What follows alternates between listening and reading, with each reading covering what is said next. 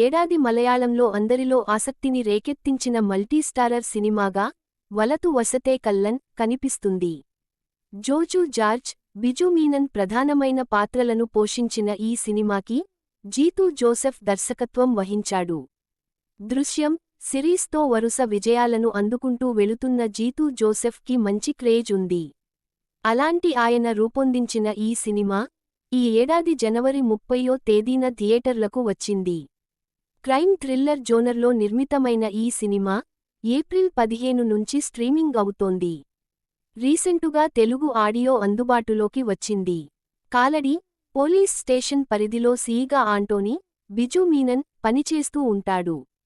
ఆ ప్రాంతానికి చెందిన రాజకీయ నాయకుడు మురళి చేతిలో మనిషి ఆంటోనీ. అందువలన మురళి కొడుకు రాజీవ్ చేసే తప్పులను ఎప్పటికప్పుడు కప్పిపుచ్చుతూ వెళుతుంటాడు. అలాంటి వాటిలో దీప్తి కేసు కూడా ఒకటి. అయితే రాజీవ్తో చేరి తన కొడుకు ఫిలిప్ కూడా చెడిపోతున్నాడనే ఒక ఆందోళన ఆంటోనికి ఉంటుంది. ఈ విషయంలో అతను ఫిలిప్ను ఎంతగా మందలించినా ప్రయోజనం లేకుండా పోతుంది. అలాంటి పరిస్థితులలోనే ఆ పోలీస్ స్టేషన్కి శామ్యూల్ వస్తాడు. తన కూతురు లా చేసిందని, కార్లో ఇంటి నుంచి బయల్దేరిన ఆమె ఆ తరువాత కనిపించకుండా పోయిందని చెబుతాడు. దీప్తి హత్య కేసుకు సంబంధించిన విషయంలో తనకి రాజీవ్ నుంచి బెదిరింపు కాల్స్ వస్తున్నట్టుగా తనతో కూతురు చెప్పిందని అంటాడు. తన కూతురును కాపాడమని కోరతాడు. అతను ఎథికల్ హ్యాకర్ కావడంతో ఆంటోనీ ఆలోచనలో పడతాడు. అయితే ఆ తరువాత ఓ నిర్జన ప్రదేశంలో శామ్యూల్ కూతురు డెడ్ బాడీ దొరుకుతుంది. దీప్తి కేసు విషయంలో తన కూతురు ఆంటోనీకి వ్యతిరేకంగా పనిచేస్తుందనే విషయానికి అప్పుడే శామ్యూల్కి అర్థమవుతుంది.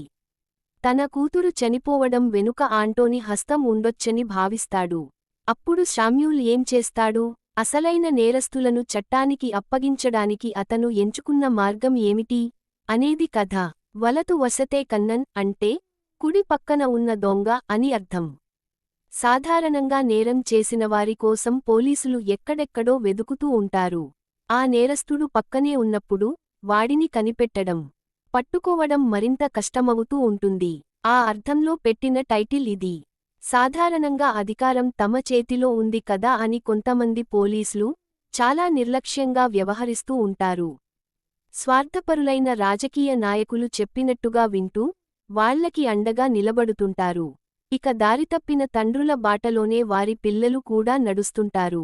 తమ పిల్లలు చేసే నేరాలు బయటికి రాకుండా వాళ్ల తండ్రులు మేనేజ్ చేస్తుంటారు. అలాంటి వాళ్లను వెతుక్కుంటూ సరైనవాడు ఒకడు వస్తే ఎలా ఉంటుందనేదే ఈ కథ.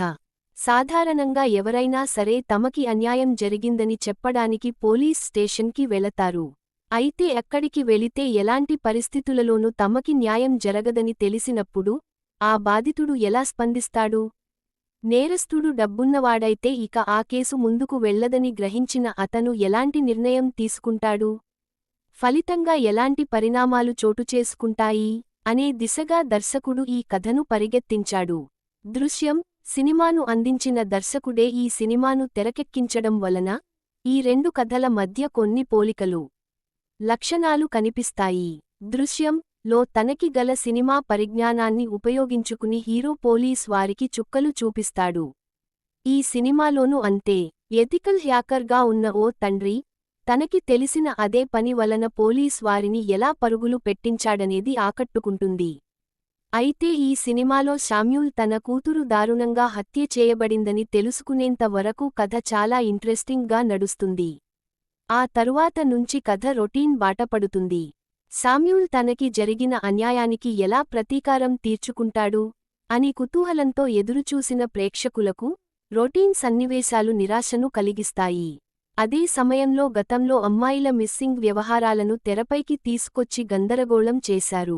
అసలైన శామ్యూల్ హాస్పిటల్లో బెడ్పై ఉంటాడు. ఆంటోనీ పోలీస్ స్టేషన్కి పరిమితమవుతాడు. ఈ మధ్యలో మిగతా పోలీసుల హడావిడి తప్ప ఆడియన్స్ను కదిలించే సన్నివేశాలైతే కనిపించవు. అప్పటివరకు ఆడియన్స్కి పరిచయం లేని పాత్రల పేర్లు చెబుతూ ఆ కేసులను ఈ కేసుతో ముడిపెడుతూ అయోమయాన్ని కలిగించారు. క్లైమాక్స్ మాత్రం సరైనదిగా అనిపిస్తుంది. సతీష్ కురుప్ ఫోటోగ్రఫీ, విష్ణు శ్యామ్ నేపథ్య సంగీతం, వినాయక్ ఎడిటింగ్ కథను సపోర్టు చేసిన విధానం బాగుంది. జోజు జార్జ్ బిజు మీనన్ నటన గురించి ప్రత్యేకంగా చెప్పుకోవలసిన పనిలేదు. దృశ్యం సినిమా మాదిరిగానే ఈ కథ కూడా ఒక సామాన్యుడికి, పోలీస్ ఆఫీసర్కి మధ్య జరిగేదే. అయితే ఆ సినిమాలోని స్క్రీన్ ప్లే, ట్విస్టులు ఈ కథలో మిస్సయ్యాయి. కథ బలపడవలసిన చోట చతికిల పడిపోవడమే కాకుండా కాస్త గందగోళాన్ని కూడా కలిగించిందనే చెప్పాలి.